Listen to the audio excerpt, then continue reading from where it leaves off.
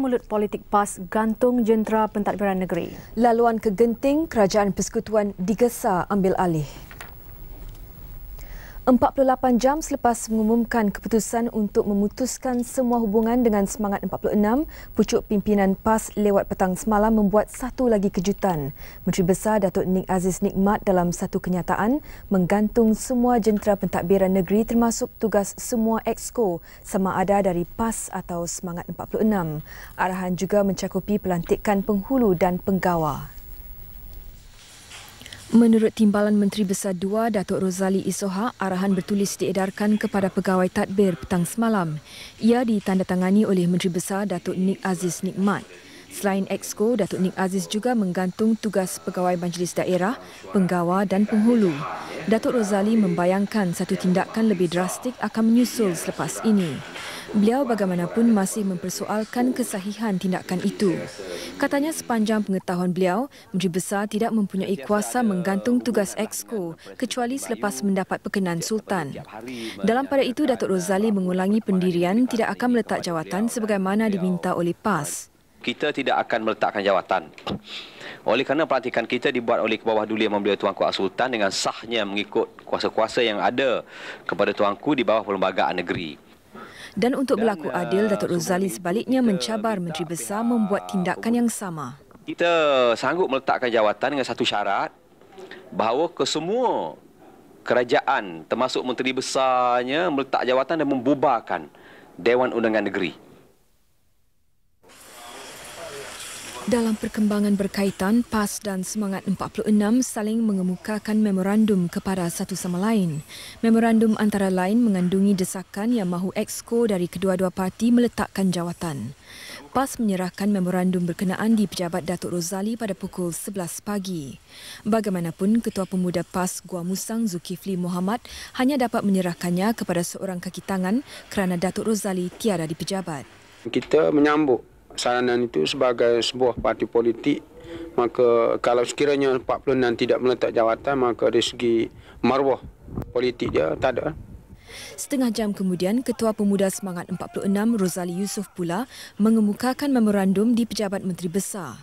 Rozali menyerahkannya kepada pegawai khas Menteri Besar kerana Datuk Nik Aziz berada di Ibu Negara menghadiri satu mesyuarat PAS. Rozali diiringi 300 pengikut.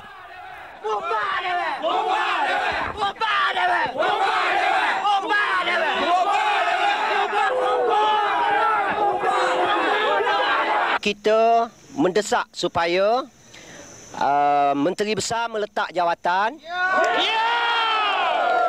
dan seterusnya membubarkan Dewan Undangan Negeri Kelantan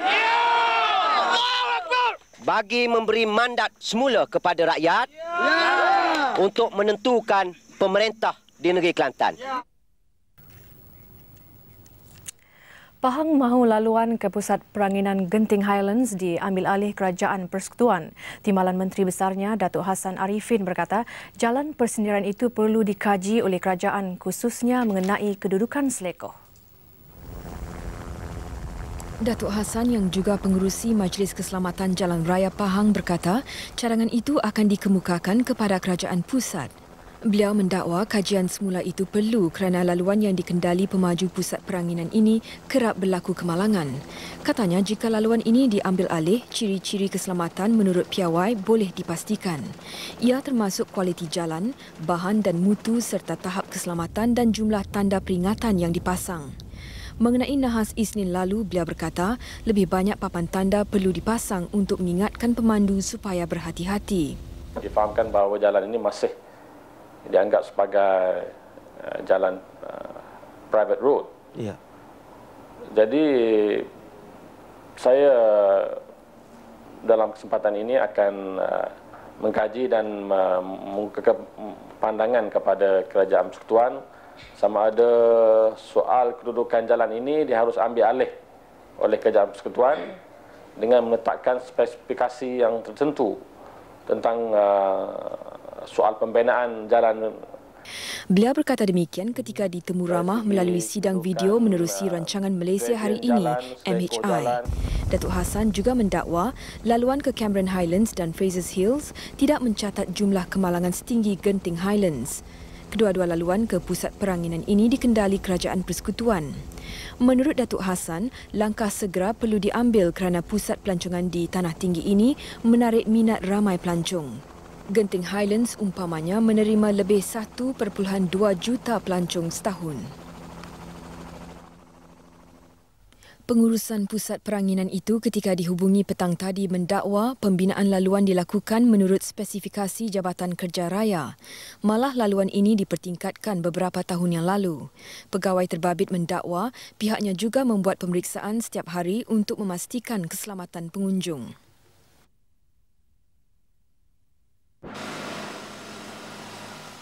Dalam pada itu, di Bentung Pahang tengah hari tadi, Pengurus Kilang Malaysia Daiichi Seiko MDI di Johor Bahru, Chan Sin Lim, hadir di Ibu Pejabat Polis Daerah Bentung untuk menuntut semua barang kepunyaan mangsa. Chan ditemani seorang kaki tangan kilang itu, Sumairi Syahbudin, turut membuat laporan polis berhubung nahas yang mengorbankan 17 mangsa di Jalan Genting. Now we are trying to make some arrangement with the police in order to get the belongings to be returned to them. Barang-barang kepunyaan mangsa ini dijumpai di tempat kejadian dan dibawa ke IPD semalam.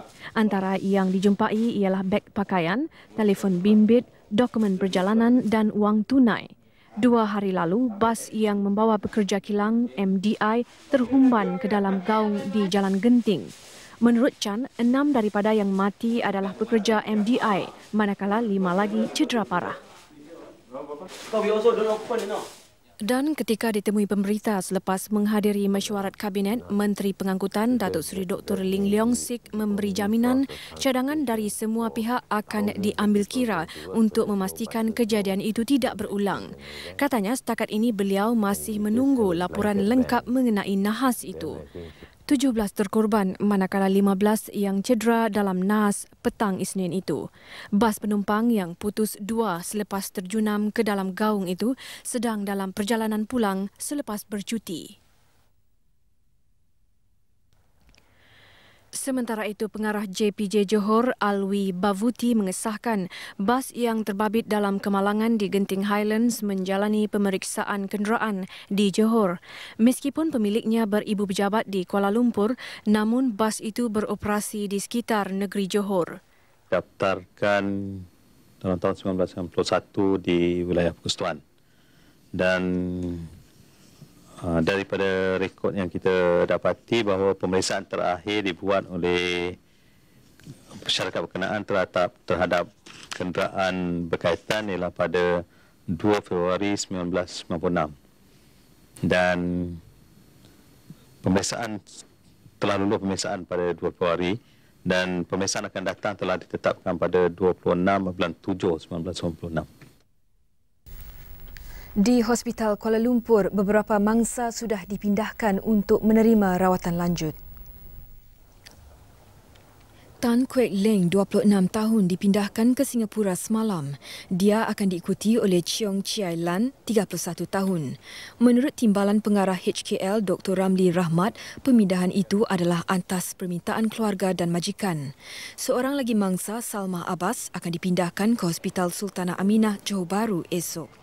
Dalam pada itu, keadaan Satya Murti dan Wan Pui Hui masih kritikal. Dan dalam pada itu, mayat Liu Sukhar dan anak saudaranya Liu Kaishin disemadikan di tanah perkuburan Kulai. Sementara mayat mendiang Yap Yok Chan dihantar ke rumah abangnya Yap Peng Bin di Kota Tinggi. Upacara membakar mayat dijangka dilakukan pukul 10 pagi esok. Dia suruh cakap dia nak pergi Genting Highland. Kita pun ada nasihat dia lah. Baik, tak maulah. Macam. Tapi dia cakap dia ikut itu company lah. Itu pasal kita pun tak ada tahan lagi lah. Sementara mayat mendiang Tan Hock Beng tiba di rumah saudaranya di Pontian lewat petang semalam. Mayatnya akan dibakar di rumah mayat Ngi Heng petang esok. Dalam pada itu, Kementerian Sumber Manusia mengesahkan pekerja syarikat terbabit layak menerima pampasan Pertubuhan Kebajikan Sosial Perkeso. Sehingga petang tadi, 5 sudah mendapat pengesahan. Status sama ada pekerja yang terbabit ini layak menerima wang perkeso menjadi tanda tanya kerana nahas berlaku ketika mereka sedang bercuti. Kejadian juga berlaku di luar lokasi pekerjaan. Persoalan itu dijawab Menteri Sumber Manusia Datuk Lim Alek yang ditemui selepas menghadiri mesyuarat mingguan Jemaah Menteri hari ini. Katanya mereka akan menerima pampasan sekiranya memenuhi syarat yang ditetapkan oleh perkeso. Syarat itu antara lain menetapkan pekerja perlu mencarum sekurang-kurangnya 24 bulan dan berumur di bawah 55 tahun. Dan sekiranya mangsa yang terbabit meninggal dunia, perkeso akan membayar pampasan RM1,000 dan bayaran bulanan melalui pensyen penakat. Pembayaran bulanan itu adalah di antara 50 hingga 65% daripada gaji bulanan mangsa. Dan arahan telah dikeluarkan kepada pegawai saya supaya turun ke bawah untuk membantu mereka dan supaya masalah ini dapat diselesaikan dengan secepat mungkin. Kita akan turun ke bawah. Tak payah kita tunggu dia datang untuk mendapat bantuan daripada kita. Kita akan turun ke bawah untuk membantu mereka. Can we say that by next week they should be getting the as soon as we want it to be very fast. Kita benar nak selesai, kita nak bantu jugalah. Dalam pada itu, perkeso juga sedang menyiasat sama ada pemandu bas dan pemandu pelancong yang terkorban dalam nahas itu layak menerima pampasan. Dalam pada itu, jentera lain yang lebih berkesan digunakan petang tadi untuk mengangkat bangkai bas nahas itu. Ketua Polis Daerah Bentong, Penguasa Mior Hussein Mior Ahmad berkata, jentera lebih canggih diperlukan untuk mengalihkannya bagi mengelakkan sebarang kerosakan semasa kerja mengangkut dijalankan. Menurut Penguasa Mio Husin, beberapa percubaan mengangkut keluar bas dengan kren gagal. Menurut beliau, langkah yang dilakukan sebelum ini juga didapati berbahaya berikutan bangkai bas mungkin jatuh semula ke dalam gaung. Petang tadi, usaha menarik bangkai bas berkenaan dimulakan semula. Bagaimanapun, keadaan cuaca yang tidak menentu menyukarkan keadaan. Kabus menghadkan jarak penglihatan.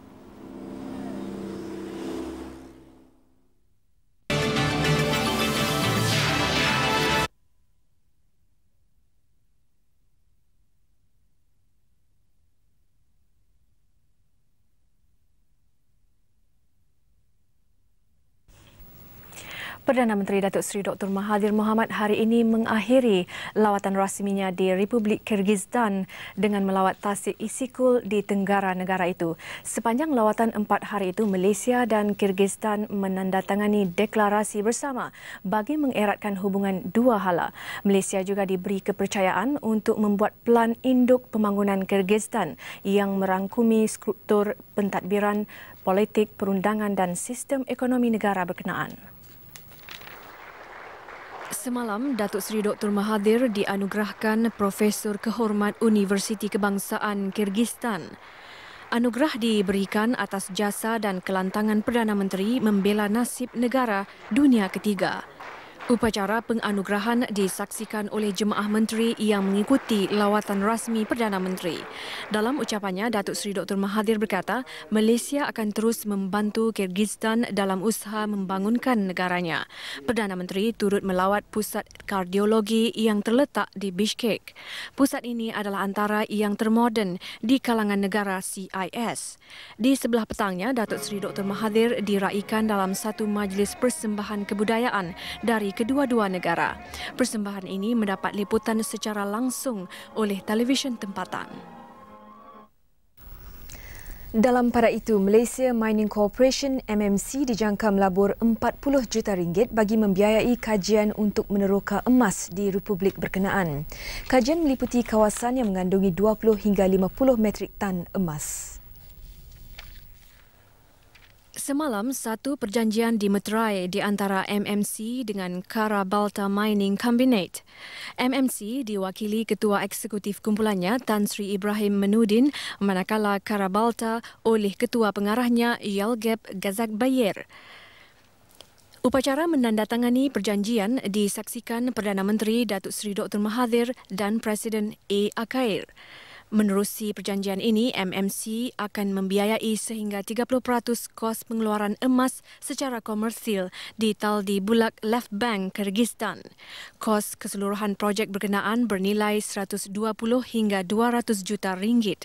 MMC akan memperoleh 48% bahagian hasil dari pelaburannya manakala bakinya 52% oleh Kara-Balta. Isu pembayaran insentif khas pegawai kerajaan yang ditentang QPEX dibincang pada mesyuarat mingguan Jemaah Menteri hari ini. Menteri Sumber Manusia Datuk Lim Ah Lik yang mengesahkan perkara itu bagaimanapun enggan mengulas lanjut. Insentif ini terkandung dalam Perkeliling Perkhidmatan Bilangan 4 tahun 1996. Ia antara lain memperuntukkan insentif khas, imbuhan tetap keraian, bantuan pembantu rumah dan menyelenggara rumah bagi kumpulan pengurusan tertinggi serta imbuhan tetap perumahan kumpulan pengurusan dan profesional. Bayaran tambahan ini bertujuan membendung pengaliran keluar tenaga pakar. Ia berkuat kuasa mulai 1 Januari.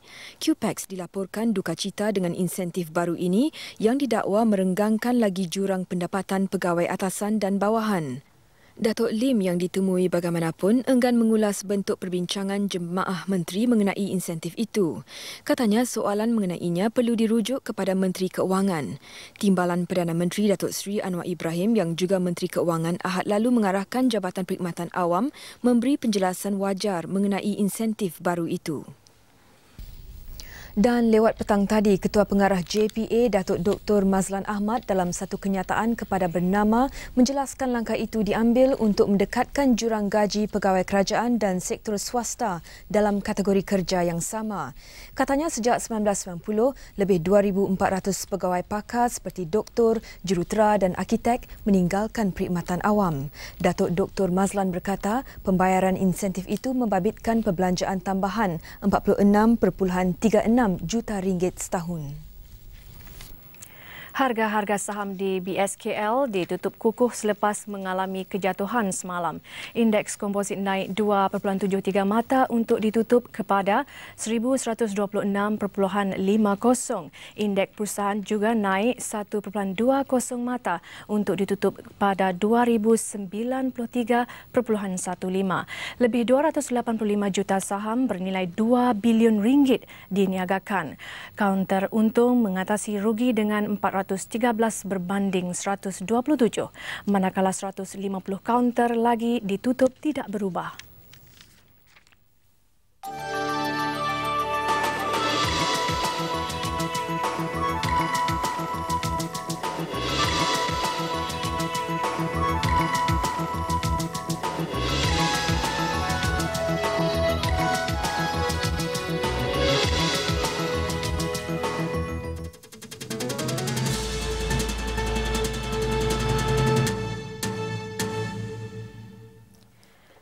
Sementara itu, indeks komposit di Bursa Option dan Kewangan Hadapan Kuala Lumpur, KLOF, terus naik pada penutup.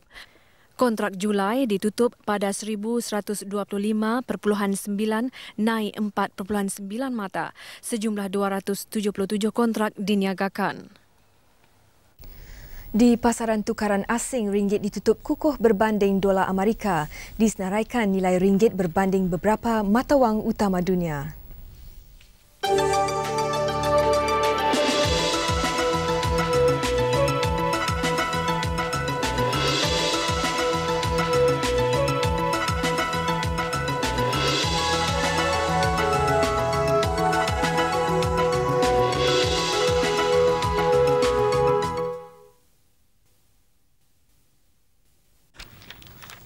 Lebih 2 bilion ringgit dibelanjakan tahun lalu untuk menghasilkan 1 juta tan metrik plastik yang mempunyai pelbagai kegunaan.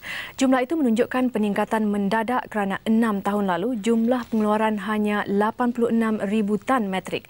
Persoalannya, berapa ramaikah pengusaha industri plastik peka terhadap penggunaan bahan itu yang disifat tidak mesra terhadap alam sekitar?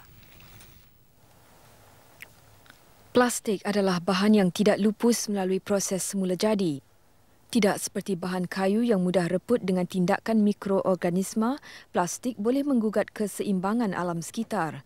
Dan sebagai usaha meningkatkan kesedaran mengenai industri terbabit, satu kursus pendek mengenainya diadakan di Ibu Negara.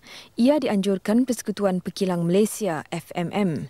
Objektif kursus ialah mendedahkan penggunaan terkini plastik, kesan penggunaan plastik terhadap alam sekitar dan proses kitar semula bahan berkenaan. Menurut pengerusi FMM Tan Chai Puan, sehingga kini ada lebih 800 pekilang plastik di seluruh negara. Namun, persoalannya berapa ramai yang mengguna semula sisa plastik bagi menghasilkan produk lain. Mengitar semula sisa bukan sahaja mampu menjimatkan kos pengeluaran, bahkan memelihara alam sekitar. Apakah sudah tiba masanya negara bergerak ke arah industri kitar semula, memandangkan teknologinya sudah sedia ada di pasaran? Ketua Pengarah SIRIM Datuk Dr. Tajuddin Ali ketika mengulas mengenainya berkata, negara belum bersedia mewujudkan kilang untuk kitar semula plastik. Faktor utama yang perlu diteliti sebelum menjayakan industri itu ialah pengumpulan sisa plastik. Ini memerlukan bantuan masyarakat keseluruhannya. Yang penting ialah diasingkan mengikut jenis plastik itu sendiri. Inilah yang saya sebut tadi sebagai satu masalah logistik di mana feasibility daripada segi ekonomik dan sebagainya akan terpaksa diambil kira. Beberapa skim diperkenalkan Kementerian Sains, Teknologi dan Alam Sekitar sebagai usaha menggalakkan penggunaan semula sisa plastik dalam industri tempatan. Dalam pada itu, penggunaan gas halon yang boleh menghakis lapisan ozon akan dihapuskan sepenuhnya menjelang tahun 2000 sebagai menyokong usaha masyarakat antarabangsa memupuk rasa tanggungjawab terhadap alam sekitar. Sehubungan itu, orang ramai yang memiliki alat pemadam api jenis halon diminta menyerahkannya kepada bank halon yang ditubuhkan hari ini. Perjanjian penubuhan Bank Halon bernilai 1.7 juta ringgit dimeterai antara Jabatan Perkhidmatan Bomba dengan Sukiada Engineering Sendirian Berhad petang tadi. Jabatan Bomba diwakili Ketua Pengarahnya Datuk So Chai Hock, sementara Sukiada Engineering oleh pengarahnya Wong Hing Sing. Majlis disaksikan Menteri Perumahan dan Kerajaan Tempatan Datuk Dr. Ting Chiu Pei. Bank Halon berkenaan adalah yang pertama seumpamanya di Asia. Antara fungsinya adalah menyediakan kemudahan kitar semula dan pengurusan halon di samping mengadakan kempen kesedaran awam mengenai bahaya halon. Kehilangan lapisan ozon yang berlebihan boleh merosakkan ekosistem dan menyebabkan penyakit seperti kanser kulit. Pada masa ini terdapat lebih 300 tan metrik halon di seluruh negara yang kebanyakannya digunakan sebagai alat pemadam api. Yayasan Pembangunan Ekonomi Islam Malaysia (YAPIM) akan memulakan program pembangunan tanah wakaf penghujung tahun ini. 2 tanah wakaf yang berpotensi dibangunkan secara komersil dikenal pasti di Lembah Kelang dan Perak. Menurut pengerusinya, Datuk Ahmad Tajuddin Abdul Rahman, pembangunan wakaf dijangka dapat memanfaatkan ekonomi masyarakat Islam. Skim pembangunan wakaf nasional dilancarkan hujung tahun lalu untuk membangunkan tanah wakaf di seluruh negara. Bagi menjayakannya, YAPIM memerlukan sejumlah besar wang hasil sumbangan orang ramai. Sumbangan sekurang-kurangnya RM100 boleh dibuat menerusi Bank Simpanan Nasional. Katanya lagi, Perbadanan Wakaf Malaysia Sendirian Berhad atau singkatannya Wakaf Corp dipertanggungjawab melaksanakan pembangunan itu. Lebih 3,000 hektar tanah wakaf bernilai RM2 bilion terdapat di negara ini. Dan venture masyarakat berbagai-bagai cara. Jadi hasilnya mengikut, kita akan perbincangan dengan tuan punya tu ya, dan sebagainya. Jadi yang pentingnya kepada kita barangkali YAPIM menyediakan prasarana. Ketika ditanya bentuk pembangunan yang bakal dijalankan, Datuk Ahmad Tajuddin berkata ia akan dibuat mengikut kesesuaian tanah. Pergerakan Pemuda UMNO meminta kerajaan mengkaji semula perjanjian 5 negara berikutan pencerobohan jet pejuang Singapura di ruang udara negara. Dalam satu kenyataannya hari ini, Pemuda UMNO mendakwa pengesahan mengenai pencerobohan baru-baru ini mendedahkan sistem pertahanan negara kepada pengintipan. Minggu lalu, Menteri Pertahanan Datuk Syed Hamid Albar berkata, jet pejuang Singapura menceroboh ruang udara Malaysia sebanyak 6 kali dalam tempoh April hingga Mei tahun ini. Jet pejuang negara jiran itu juga didapati terbang rendah sehingga paras 75 meter. Sebelum ini, wakil kami di Johor berjaya mengambil visual beberapa jet pejuang Singapura yang terbang rendah sehingga ke Rompin dan Batu Berendam, Melaka. Dalam kenyataannya, pemuda UMNO menegaskan kajian semula perjanjian sebelum ini perlu bagi mengelakkan penggunaan ruang udara negara oleh tentera negara jiran. Tindakan itu sekaligus mengelak gangguan kepada penduduk selatan Johor. 3 orang cedera dalam kemalangan di Jalan Tuanku Abdul Rahman, Kuala Lumpur semalam. Kru TV3 yang sedang melakukan penggambaran untuk rancangan Spotlight membantu membawa 2 daripada yang cedera ke hospital. Kemalangan berlaku pukul 8 suku malam. Identiti ketiga-tiga mangsa tidak dikenali. Bagaimanapun, penunggang dan pembonceng motosikal dikenal pasti sebagai warga Indonesia. Menurut saksi, seorang pejalan kaki menyeberang laluan pejalan kaki ketika lampu isyarat merah. Penunggang motosikal dikatakan gagal mengelak dan melanggar pejalan kaki terbabit. Penunggang dan pembonceng motosikal dikejarkan ke hospital menggunakan van TV3 sementara pejalan kaki terbabit dibawa dengan van Telekom Malaysia. Di Melaka, seorang pemandu bas dan 3 penumpang cedera parah dalam kemalangan membabitkan sebuah bas ekspres serta lori tangki. Kemalangan berlaku kira-kira pukul 1.30 pagi tadi di kilometer 191.5 Lebuh Raya Utara Selatan, Jasin. Ketika kejadian, bas ekspres ini dalam perjalanan dari Kuala Lumpur ke Singapura, manakala lori terbabit dalam perjalanan ke Johor Bahru.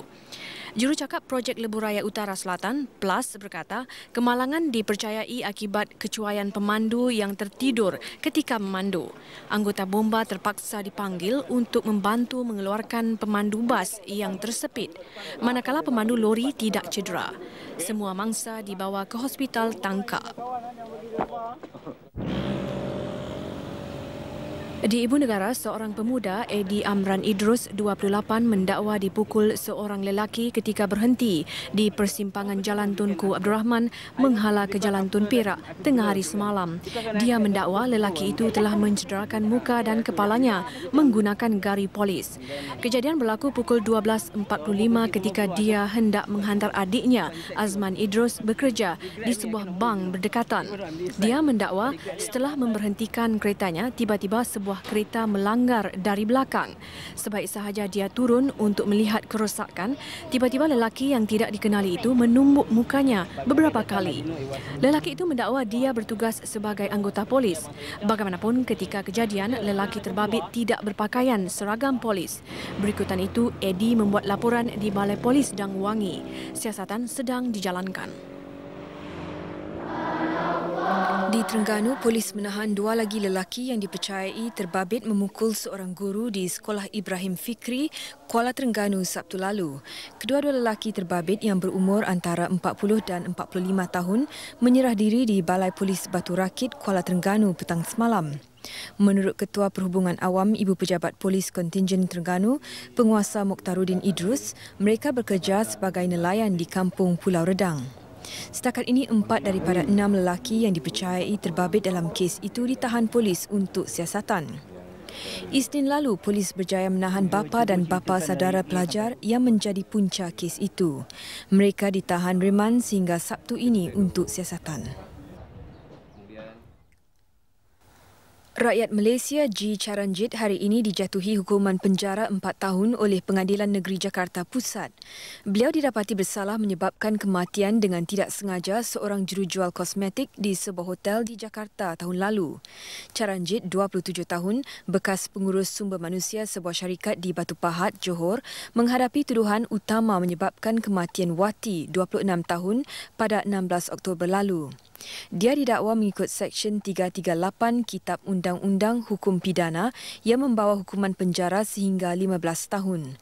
Dia juga menghadapi tuduhan subsidiari melakukan penganiayaan hingga menyebabkan kematian Wati mengikut Seksyen 351-3 Kitab yang sama. Hukuman berjalan mulai tarikh dia ditahan 17 Oktober tahun lalu. Di Melaka, polis merampas 30 guni rokok kretek dalam serbuan di Kuala Linggi, Melaka awal pagi tadi. Rampasan dilakukan setelah intipan selama 2 jam setengah. Operasi bermula pukul 2 pagi setelah polis menerima maklumat dari orang ramai mengenai penyeludupan rokok di kawasan berkenaan. Jadi, anggota kita telah membuat intipan dan pada lebih kurang pukul 4.40 pagi, mereka telah nampak sebuah perahu jenis pancung telah masuk ke Sungai Linggi dan anggota telah membuat telah mengejar menggunakan bot PSC 416. Bagaimanapun, penyeludup terbabit berjaya melarikan diri ke Jambatan Tanjung Agas dan terjun ke laut sebelum menghilangkan diri. Antara jenis rokok dirampas ialah bentol, suria dan gudang garam. Sebuah bot pancung dan enjin motor 40 kuasa kuda turut dirampas. 40 nelayan pukat tunda tempatan yang ditahan Jabatan Perikanan Pahang semalam dibebaskan selepas dibenarkan ikat jamin RM500 seorang. Pengarah Jabatan Perikanan Pahang, Abdul Rahman Muhammad berkata, mereka ditahan ketika sedang menangkap ikan di perairan Nenasi dan Kuala Endau kira-kira 5 batu nautika dari pantai. Mereka berusia antara 18 dan 55 tahun. 11 bot turut ditahan oleh 2 bot peronda marin Jabatan Perikanan. Turut dirampas hasil tangkapan bernilai RM1,000. Mereka ditahan mengikut Seksyen 8 dalam kurungan B Akta Perikanan 1985 kerana melanggar syarat pelesenan. Menurut Abdul Rahman, operasi ini dijalankan berikutan aduan orang ramai penggunaan pukat tunda menyebabkan kematian penyu. Dalam tempoh 5 bulan tahun ini, 3 ekor penyu dijumpai mati kerana tersangkut di jaring. Dan ini berita yang baru kami terima. Menteri Besar Kelantan, Datuk Nik Aziz Nikmat menafikan laporan beliau mengeluarkan arahan yang didakwa menjejaskan jentera pentadbiran kerajaan negeri. Katanya apa yang digantung hanya mesyuarat jawatan kuasa kecil. Kedudukan Exco masih kekal. Datuk Nik Aziz menjelaskan mesyuarat mingguan hari ini tidak dapat diadakan atas sebab tertentu. Mana ada surat, saya pun tak tahu mana surat. Apa yang saya buatnya ialah bekukan mesyuarat-mesyuarat jabatan kuasa kecil. Itu saja baru. Maknanya tiada pergantungan lagi? Tak ada apa lagi. Saya pun tak faham. Jadi sekarang macam kedudukan di Kelantan tu macam mana? Macam biasa lagi. Tak ada apa lagi. Sikit-sikit itu saya kata. Maksud saya yang tentang pasal Exco tadi tu. Exco masih duduk Exco lagi. 46 masih jadi anggota Exco lagi. Tak ada apa pun. So Ustaz ada pergi jumpa dengan Tuan Pu untuk? Belum lagi. Saya tak perlu gupo. Saya sebagaimana saya sebut, saya tidak menaruh sebarang niat serong kepada 46 Kelantan. Saya sebut 46 Kelantan telah dipukau oleh orang lain, oleh orang luar. Itu saja. Jadi Ustaz nak jumpa dengan Tuan Pu? Tentulah. Bila tu letak pada orang panggil time yang menasabah lah, reasonable time kita panggil dalam bahasa lawyer. Untuk menjernihkan keadaan, kami cuba menghubungi Timbalan Menteri Besar Kelantan, Datuk Rozali Isoha. Datuk Rozali, bolehkah Datuk jelaskan kandungan arahan yang diterima? Datuk? Halo. Ya, halo. Ya. Bolehkah Datuk jelaskan kandungan arahan yang diterima? Ada 2 arahan yang diterima. Pertamanya supaya mesyuarat-mesyuarat jawatan kuasa kecil Exco tu ditangguhkan atau ditiadakan. Ya. Dan yang keduanya diarah kepada semua ketua-ketua jajahan, pegawai-pegawai daerah supaya segala mesyuarat-mesyuarat tindakan daerah, pembangunan daerah itu ditangguhkan juga. Jadi kesannya kepada kedua-dua ini adalah jentera pentadbiran kerajaan negeri akan berhenti oleh kerana walaupun Exco bermesyuarat, tapi segala fail-fail tindakannya itu akan datang daripada daerah-daerah. Jikalau mesyuarat di daerah, mesyuarat majlis daerah tak bermesyuarat, mesyuarat tindakan tak bermesyuarat, mesyuarat tanah tak bermesyuarat, mesyuarat jawatan kuasa kecil Exco tak bermesyuarat. Ya. Jadi macam mana Exco nak bincang apa? Maka sebab itulah saya katakan bahawa jentera kerajaan negeri akan terhenti oleh kerana arahan daripada Menteri Besar. Ya. Saya pun keliru, dia kata tak ada apa-apa. Macam mana boleh tak ada apa-apa? Ini perjalanan kerajaan negeri. Jikalau segala-galanya ini berhenti di peringkat bawah, macam mana dari peringkat atas tu nak berjalan. Jadi saya rasa Menteri Besar pun tak mungkin tak faham arahan beliau itu akan menimbulkan kelang kabut kepada negeri Kelantan ini sendiri. Jadi saya nak minta supaya beliau tarik balik arahan itu dan kalau boleh berjalan seperti biasalah. Ditarik balik. Tak perlu ditangguhkan seperti mana arahan beliau itu. Ya, baik. Sekian. Terima kasih ya, Datuk. Ya, terima kasih. Dan seterusnya dengan berita selanjutnya, kilang yang keluarkan 1/3 petrokimia Jepun meletup.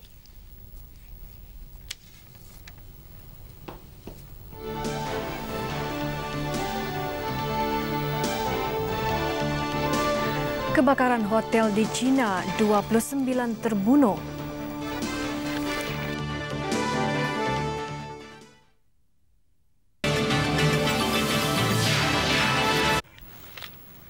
Wakil Perunding Damai Bosnia Richard Holbrooke tiba di Sarajevo bagi meningkatkan tekanan Washington terhadap Serbia menjelang pilihan raya rantau itu September ini. Washington mendesak pemimpin pengganas Radovan Karadzic dan pemimpin tentera Ratko Mladic disingkirkan. Mereka didakwa bertanggungjawab dalam pembunuhan beramai-ramai rakyat Islam Bosnia sepanjang konflik 4 tahun Perang Balkan. Washington menurut Holbrooke masih belum berpuas hati dengan pihak berkuasa pengganas yang gagal mematuhi sepenuhnya syarat perjanjian damai Dayton. Malah sikap pengganas yang sering mengancam tugas pasukan pelaksana damai I4 dan Tentera Pertubuhan Perjanjian Atlantik Utara NATO di Bosnia dibidas oleh Holbrooke. Sementara itu, Presiden Bosnia Alija Izetbegovic mengancam akan memulaukan pilihan raya jika Karadzic dan Mladic turut serta dalam pilihan raya itu. Holbrooke dijangka memberi amaran menguatkuasakan semula sekatan ke atas Serbia jika kedua-dua penjenayah perang itu terus berkuasa. Di Itali, sejumlah 20 orang yang disyaki anggota mafia ditangkap di Bari, selatan negara itu. Antara yang ditangkap 4 anggota polis. Mereka akan didakwa atas pelbagai tuduhan jenayah termasuk membunuh serta mengira dadah dan senjata api. Mereka ditangkap dalam satu operasi membabitkan lebih 200 anggota polis. Operasi bagaimanapun berjalan lancar dan tiada kejadian tidak diingini dilaporkan. Sofia, ibu negara Bulgaria, digegarkan dengan satu letupan bom.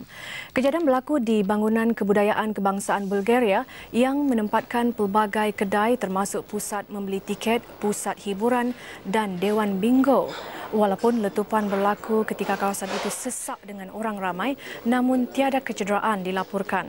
Setakat ini tiada pihak mengaku bertanggungjawab. Punca kejadian masih disiasat. Di Jepun, 5 orang cedera apabila terbabit dalam letupan di Takaishi, Osaka. Letupan berlaku di sebuah kilang pengeluar bahan kimia bagi membuat plastik. Bomba berjaya memadamkan kebakaran kira-kira pukul 10 pagi tadi waktu Malaysia. Kejadian bagaimanapun menyebabkan saham Mitsui Tuatsu, syarikat yang memiliki sejumlah pegangan saham di kilang berkenaan, dijual secara mendadak. Setakat ini belum dipastikan kesan yang bakal menimpa industri petrokimia Jepun kerana 1/3 daripada bahan itu dikeluarkan oleh kilang terbabit. Sementara itu di China, 29 orang terbunuh manakala 13 lain cedera dalam kebakaran di Hotel Duanzi, bahagian selatan Shenzhen. Kebakaran dipercayai bermula dari restoran yang terletak di tingkat 2 hotel. Lebih 200 penghuni yang menginap di hotel terbabit berjaya dipindahkan. Manakala 11 mangsa terpaksa diberi rawatan lanjut selepas terhidu asap tebal. 100 anggota bomba dikerah bagi mengawal kebakaran. 29 gol dari 6 perlawanan semarakkan persaingan downhill Liga Perdana. Filem animasi Disney Kumpul Tabung Rumah Anak Yatim.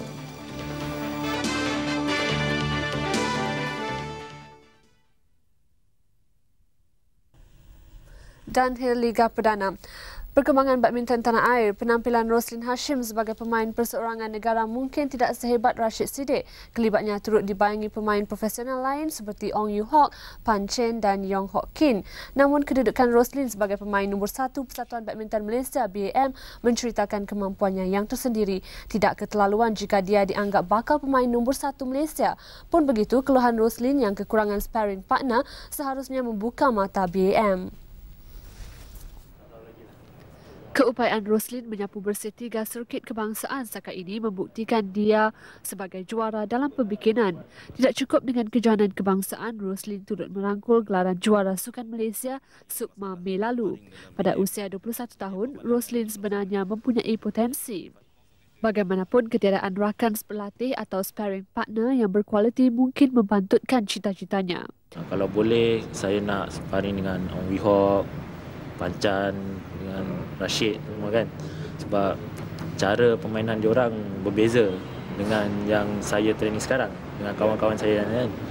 So lagipun diorang ada pendedahan antarabangsa yang banyak kan. Selain Roslyn, BAM kini hanya mempunyai Loh Ah Heng dan Ismail Saman selaku pemain perseorangan senior. Bagaimanapun, mereka sudah masak dengan corak permainan antara satu sama lain sekaligus menyebabkan tiada peningkatan ditunjukkan. Roslyn turut menganggap BAM melakukan kesilapan besar dengan menggugurkan P. Kantarapan dan Wong Yuman. Sekalipun tidak lagi disenaraikan pada kejohanan antarabangsa, namun baginya dua pemain ini masih boleh diharapkan sebagai rakan pelatih. Tak sepatutnya buanglah diorang macam Wong Yuman, Kantarapan, DVC dan Kuyun Che. Sebab diorang sebolehnya biar jadi rakan sparring. Sebab tenaga diorang masih diperlukan. Sementara itu, nasib Roslyn turut mendapat perhatian P. Kantarapan bekas pemain perseorangan utama BAM. 3 dalam BAM tu mungkin kurangan jugalah. Mungkin dia rasa boring ke atau bosan main sama sendiri. Jadi mungkin BAM patut tambahkan lagi lah sparring sebab ia ni datang sendiri daripada pemain BAM sendiri. Kantarapan yang muncul naib juara terbuka Johor selepas tumpas kepada Roslyn minggu lalu juga berharap dapat kembali ke pangkuan skuad kebangsaan. Dalam pada itu, kami mendapatkan penjelasan BAM mengenai masalah sparring partner yang ditimbulkan pelatihnya. Kita memang maklum dan kita telah pun dibincangkan perkara ini masa dalam mesyuarat majlis itu dekat Genting. Memang telah ditimbulkan masalah ini dan beberapa perancangan telah sedang pun dipikirkan. Dan ada beberapa cadangan juga dah kita terima. Dan mungkin dalam rombakan yang kita akan buat, kali akan kita masukkanlah hal-hal ini. Bagaimanapun, buat sementara waktu, beliau berharap jurulatih perseorangan BAM, Cheng Chan Ji, akan menggunakan khidmat pemain Projek Tukom sebagai rakan pelatih skuad senior. Masih dengan badminton, persidangan Sukan Commonwealth CGF di Atlanta semalam turut menerima cadangan Malaysia mengubah format acara berpasukan di Sukan Commonwealth 1998 di Kuala Lumpur. Format baru menyaksikan acara pasukan terbahagi kepada dua, iaitu lelaki dan wanita. Ini berbeza dengan format asal, hanya satu acara berpasukan dipertandingkan di mana campuran pemain lelaki dan wanita. Keputusan ini memungkinkan Malaysia menambah satu lagi pingat emas dalam acara berpasukan lelaki. Sebelum itu, perwakilan CGF turut menerima bowling sebagai acara rasmi. Bahang Olimpik semakin terasa. Sukan Olimpik ke-26 akan bermula 2 hari sahaja lagi. Tumpuan peminat kini beralih ke Atlanta yang mendapat penghormatan mengendalikan tamasya terbesar dunia ini. Segala persiapan dan latihan terakhir berjalan lancar, namun di sebalik semuanya itu tersingkap peristiwa menarik menjelangnya sukan ini. Namun di sebalik kegembiraan digelar atlet Olimpiad, terselit juga kedukaan terutamanya kepada atlet dari negara miskin. Antara negara peserta yang serba kekurangan ketika melakukan persiapan ialah Cuba. Negara yang masih menjalankan sistem pentadbiran komunis ini bagaimanapun masih berupaya melahirkan atlet-atlet berkaliber yang bertaraf dunia. Antara acara utama Cuba di Sukan Olimpik ialah tinju, bola lisut dan bola tampar. Tindakan 4 atletnya yang berpaling tadah ke Amerika Syarikat mengejutkan penduduk Cuba. Namun kesemuanya sudah dilupakan menjelang tamasya yang akan bermula. Presiden Cuba Fidel Castro Castro yang turut dikenali sebagai peminat sukan nombor 1 negara itu berharap atlet-atletnya mampu membawa kejayaan. Jika kecemerlangan itu diperolehi, ia dianggap balasan kepada Amerika Syarikat dalang terhadap sekatan ekonomi yang dialami selama 35 tahun. Dan di atas bahu bekas juara Olimpik Alberto Juan Torina lah terletaknya harapan untuk mengukir kejayaan peringkat antarabangsa. Tugasnya ialah mengendalikan kem-kem sukan yang disertai atlet bermula dari usia 4 tahun. Siapa tahu mungkin atlet muda ini akan menaikkan imej Cuba seperti yang sudah dilakukan Javier Sotomayor dan Ana Cuiro. Dalam pada itu, Persatuan Bola Sepak Selangor akan mengumumkan pengganti David Mitchell sebagai pemain import kedua esok. Menurut Presiden FAS, Dato' Aini Taib, pemain terbabit pernah beraksi pada bahagian 1 Liga dan Liga Perdana Inggeris. Menurut Dato' Aini, 95% urusan membawa pemain import kedua Selangor itu sudah selesai. Urusan pembelian itu dibiayai syarikat Loto, penaja utama skuad Selangor. Bagaimanapun, latar belakang pemain terbabit masih dirahsiakan. Cuma yang diketahui, pemain itu masih mewakili negaranya di peringkat antarabangsa. The promise is until all settle. Semua beli semua. Because I must keep my promise. Menurutnya, pemain itu dijangka diturunkan pada perlawanan Liga Perdana Sabtu ini. Dato' Aini sebelum itu mempengerusikan mesyuarat agung tahunan FAS ke-46. FAS dijangka menjadi persatuan bola sepak pertama di negara ini menggunakan khidmat internet tidak lama lagi. Turut diumumkan adalah penubuhan sekolah bola sepak Selangor di Tanjung Karang selewat-lewatnya tahun hadapan. Menurutnya, FAS dijangka bekerjasama dengan klub Liverpool dan AC Milan untuk menjayakan projek itu. Dalam pada itu, Selangor akan menentang klub Liga Perdana Inggeris Middlesbrough 28 Julai ini. Ia menjadi sebahagian dari persiapan klub bimbingan Brian Robson itu menghadapi musim baru Liga Perdana Inggeris bulan depan. Dan Liga Perdana skuad Pulau Pinang mencuri tumpuan semalam berikutan kejayaan mengalahkan pendahulu Liga Negeri Sembilan 3-2 di Stadium Bandaraya. Kekalahan itu pasti menjerat skuad Jang selepas dua pencabar terdekat Kedah dan Sabah mencatat kemenangan.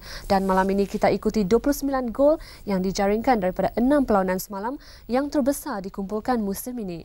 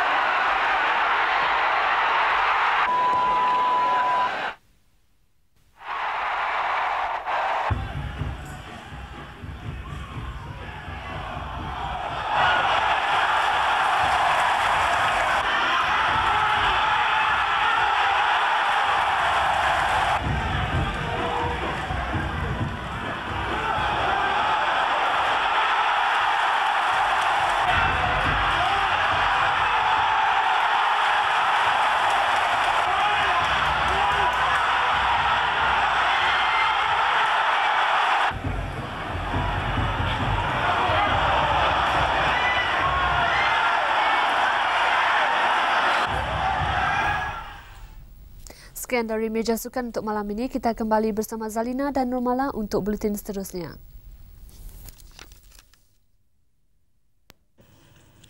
Satu pertunjukan amal mengisi tabung 14 buah rumah anak yatim akan diadakan 4 Ogos ini. Tarikan utamanya ialah tayangan filem. Filem animasi Disney berjudul The Hunchback of Notre Dame akan ditayangkan di Pawagam Cathay Cineplex Ceras Leisure Mall.